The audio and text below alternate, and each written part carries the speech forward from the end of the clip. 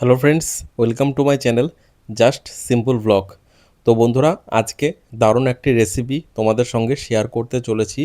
সম্পূর্ণ নিরামিষ একটা সবজি, যেটার মধ্যে থাকছে শাকের ডাঁটা, ঝিঙে এবং পটল, এবং তার সঙ্গে কী কী থাকছে দেখিয়ে দিচ্ছি। লাগবে হচ্ছে পটল, তার সঙ্গে লাগবে ঝিঙে। তো এখানে একটা ঝিঙে নিয়েছি, এবং তার সঙ্গে লাগবে শাকের ডাঁটা। তো এখানে এই শাকের ডাঁটাগুলো নেওয়া হয়েছে। এবার কাজ হচ্ছে শাকের ডাঁটা, পটল এবং ঝিঙে, এবং তার সঙ্গে লাগবে একটা আলু। তো সমস্ত সবজিগুলোকে কাটাকুটো করে নিতে হবে এক এক করে।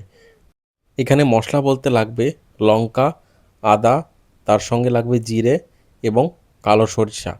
তো এই সমস্ত মশলাগুলোকে একসঙ্গে মিক্সচার মেশিনে বেটে নিতে হবে। এবার কড়াই চাপিয়ে দিতে হবে এবং তাতে পরিমাণ মতন তেল দিয়ে দিতে হবে। প্রথমে আলুগুলোকে ভেজে নিতে হবে। আলু দেওয়ার পরপরই দিয়ে দিতে হবে পটল। আলু এবং পটলটাকে ভালো করে ভাজতে হবে। আলু এবং পটলটা ভাজা হয়ে গেলে দিয়ে দিতে হবে কেটে রাখা ঝিঙে।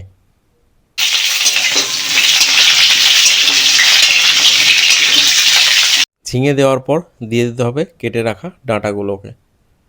এবার দিতে হবে পরিমাণ মতন লবণ এবং দিতে হবে পরিমাণ মতন হলুদ।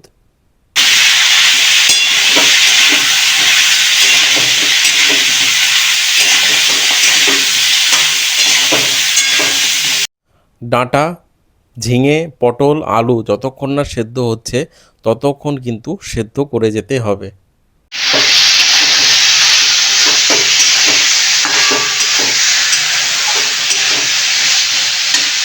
সমস্ত সবজি সেদ্ধ হয়ে গেছে।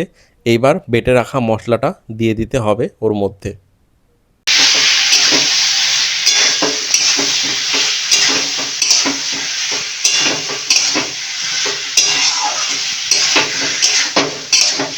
এবার সবজির মধ্যে মশলা ধোয়া জলটা দিয়ে দিতে হবে, আবারও সেদ্ধ করার জন্য রেখে দিতে হবে। সবজি সেদ্ধ হয়ে গেছে। এবার সবজিটাকে আলাদা পাত্রে তুলে নিতে হবে এবং সবজিতে ফোড়ন দিতে হবে।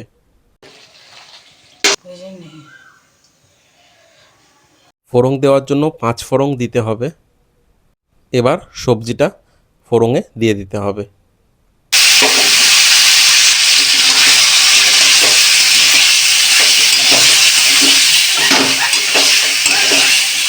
সবজিটাকে গাঢ় করার জন্য দিতে হবে অল্প পরিমাণ ময়দা। এই ময়দাটা দিলে সবজিটার গাঢ়ত্বটা অনেকটা বেড়ে যায়। ব্যাস রেডি হয়ে গেল শাকের ডাঁটা, ঝিঙে এবং আলু পটল দিয়ে একটা নিরামিষ সবজি রান্না। তো যদি রেসিপিটি ভালো লেগে থাকে অবশ্যই চ্যানেলটিকে সাবস্ক্রাইব করবে এবং ভিডিওগুলিকে খুব শেয়ার করবে।